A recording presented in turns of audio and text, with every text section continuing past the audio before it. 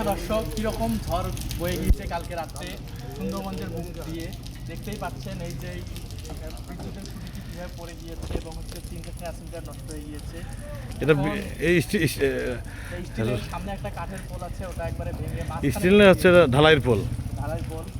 এখন দেখার বিষয় কয়দিনের বিদ্যুৎ আসে সুন্দরবনকে, এটা ঠিক করতে একদিন তো ঠিক হবে না, অন্তত 2 দিন লাগতে পারে।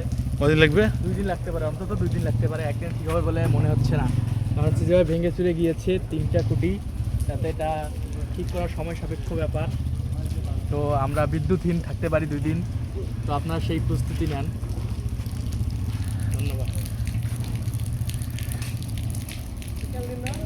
কি একটা অবস্থা, প্রিয় দর্শক দেখতেছেন, একদম খুবই বিশৃঙ্খল অবস্থা। সবাই হচ্ছে পুরো রাস্তাটি বন্ধ হয়ে রয়েছে।